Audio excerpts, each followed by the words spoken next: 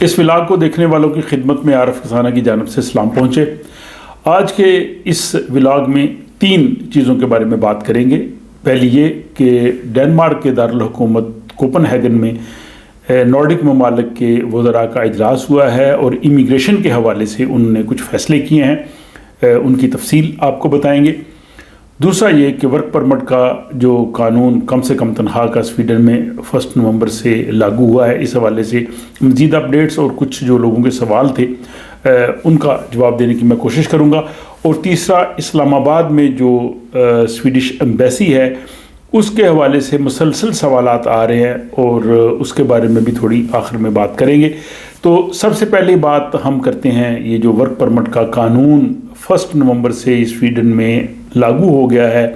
کہ جس میں کم از کم تنخواہ جو ہے وہ 27,360 ہونی چاہیے۔ اس کے حوالے سے سویڈن میں جو بلو کالرز لوگوں کی جو ایسوسی ایشن ہے، مزدوروں کی یونین ہے ایلو، اس نے اس کا خیر مقدم کیا ہے۔ اس نے کہا جی کہ یہ قانون بہت اچھا ہے، اس سے جو بہت سے جو ملازمین تھے ان کا استحصال ہوتا تھا وہ نہیں ہوگا۔ لیکن دوسری طرف جو سویڈن کی کنفیڈریشن آف انٹرپرائزز ہے، سوینسک نیرنگ لیو، اس نے اس کی مخالفت کی ہے۔ انہوں نے کہا جی کہ جو اس تنخواہ پہ لوگوں کو ملازمت دینا یا اداروں کے لیے لوگوں کو تلاش کرنا مشکل ہوگا، اور یہ سویڈن کی انڈسٹری کے لیے، اکانومی کے لیے جو ہے وہ ٹھیک نہیں ہے۔ یہ فیصلہ جو ہے حکومت کو اس پہ نظر ثانی کرنی چاہیے۔ تو یہ اس حوالے سے ہے۔ اور اب تک کے جو مائیگریشن بورڈ نے اعداد و شمار بتائے ہیں وہ تقریباً 64,000 کے قریب لوگ ایسے ہیں جو اس وقت ایکٹیولی ورک پرمٹ پہ سویڈن میں کام کر رہے ہیں۔ ان میں سے 15,000 ایسے ہیں جو اس جو نیا تھریش ہولڈ ہے تنخواہ کا اس سے کم پہ ہیں، تو اس لیے وہ جو ہے وہ رسک زون میں ان کے لیے جو ہے وہ بہت مشکل پیدا ہو سکتی ہے۔ بہت سے لوگوں نے یہ پوچھا ہے کہ جو دیگر یورپی ممالک سے PR لے کے سویڈن میں آئے ہیں، کام کر رہے ہیں، کیا وہ بھی افیکٹ ہوں گے؟ تو اس پہ پہلے بھی وضاحت کی گئی ہے کہ وہ اس پہ افیکٹ نہیں ہوں گے۔ جو لوگ دیگر یورپی ممالک سے پرماننٹ ریزیڈنس کارڈ لے کے آئے ہیں اور اب وہ سویڈن میں کام کر رہے ہیں، ان کا اس سے تعلق نہیں۔ یہ صرف وہ لوگ ہیں جو یورپ کے باہر سے آئے ہیں اور انہوں نے ورک پرمٹ لیا ہے، اس ورک پرمٹ پہ وہ کام کر رہے ہیں، یا یورپ کے باہر سے جو نئے آنے والے ہوں گے جو ورک پرمٹ پہ کام کریں گے، وہ لوگ جو ہے وہ اس میں آئیں گے۔ اور اس میں جن لوگوں نے اپنے PR کی اپلیکیشنز دی ہیں، اس میں باقی شرائط پوری کی ہیں، وہ بھی اس میں نہیں آئیں گے۔ اب ہم آتے ہیں جو ڈنمارک کا جو کیپٹل ہے کوپن ہیگن، وہاں منگل کے روز جو نارڈک ممالک ہیں، 5 نارڈک ممالک، Norway, Sweden, Denmark, Finland اور آئس لینڈ،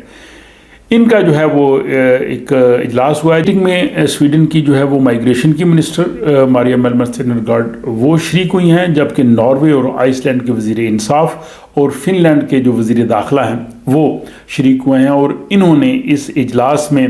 امیگریشن کے حوالے سے، انٹیگریشن کے حوالے سے، یہاں پہ جرائم کے حوالے سے اور ٹیررزم کے حوالے سے جو ہے وہ تفصیلی بات چیت کی ہے۔ یہ بنیادی طور پر امیگریشن اور جو داخلی پالیسی ہے اس پہ انہوں نے بات کی ہے، اور تمام نارڈک ممالک نے مشترکہ جو ہے وہ پالیسی اختیار کرنے کا فیصلہ کیا ہے۔ اور امیگریشن کے حوالے سے بھی انہوں نے آپس میں اتفاق رائے پیدا کیا ہے کہ ہم جو ہے وہ یہاں پہ ان قوانین کو نافذ کریں گے، اور خصوصاً جن لوگوں کے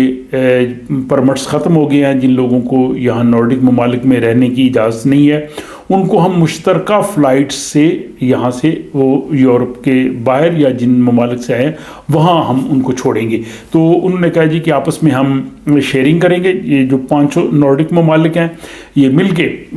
جن لوگوں کو سویڈن میں، ناروے میں، ڈنمارک میں یا ان ملکوں میں رہنے کی اجازت نہیں ہوگی، وہ جو ہے وہ مشترکہ فلائٹس کے ذریعے جو ہے وہ ان کو باہر بھجوایا جائے گا۔ اور اس میں جو یورپی یونین کی جو سرحدی نگرانی کرنے والا ادارہ ہے فرونٹیکس، ان کو مدد بھی جو ہے وہ ساتھ لی جائے گی۔ اور اس حوالے سے نارڈک ممالک کے وزیروں نے یہ طے کیا کہ جو لوگ اس خطے میں جو ہے وہ غیر قانونی طور پہ مقیم ہیں یا وہ حکام کی نظر سے بچ جاتے ہیں یا یہاں سے وہ اپنے ملکوں میں واپس نہیں جاتے، اگر ان کا کیس ختم ہو گیا ہے تو وہ ہم مشترکہ طور پہ ایسی جو ہے وہ پالیسی اختیار کریں گے۔ اور ڈنمارک میں جب سے 2019 سے نئی حکومت آئی ہے اس نے وہاں پہ بڑی سخت گیر امیگریشن پالیسی اختیار کی ہے۔ ڈنمارک جو ہے وہ شہریت کے قوانین کو بھی کافی اس نے سخت کیا ہے، اور اس کی کوشش ہے وہ کم سے کم جو ہے وہ وہاں پہ امیگرینٹس آئیں یا وہاں سیٹل ہوں، اور یہی چیز جو ہے وہ سویڈن بھی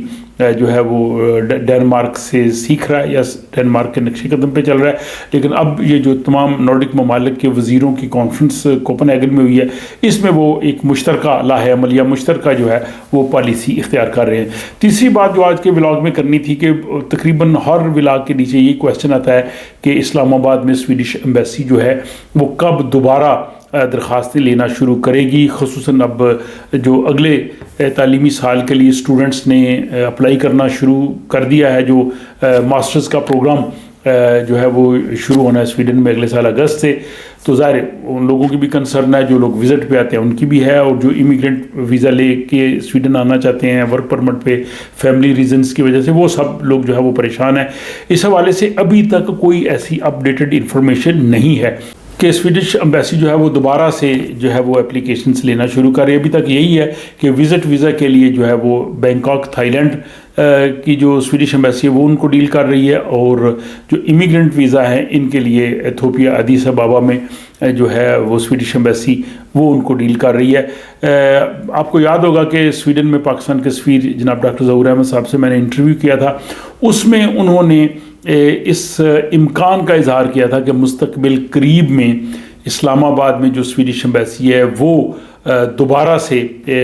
ویزا کی درخواستیں لینا شروع کر دے گی اور لوگوں کو ایتھوپیا اور تھائی لینڈ نہیں جانا پڑے گا۔ تو اس حوالے سے ہم پر امید ہو سکتے ہیں کہ مستقبل قریب میں اسلام آباد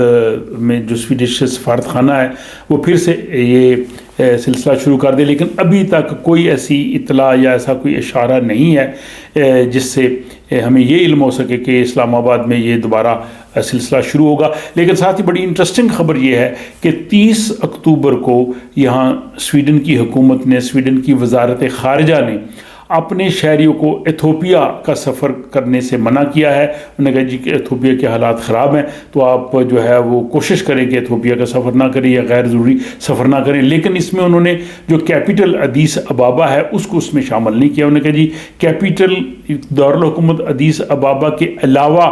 آپ کو ایتھوپیا جو ہے وہ نہیں جانا چاہیے۔ تو یہ بھی ایک انٹرسٹنگ صورتحال ہے۔ تو جناب یہ اپڈیٹس تھیں اب تک کی جو اس ولاگ کی صورت میں آپ کے سامنے پیش کی ہیں۔ ہمیشہ کی طرح اپنی رائے سے ضرور نوازیے، اپنا خیال رکھیے گا، اور اگلے ولاگ تک کے لیے اجازت دیجیے۔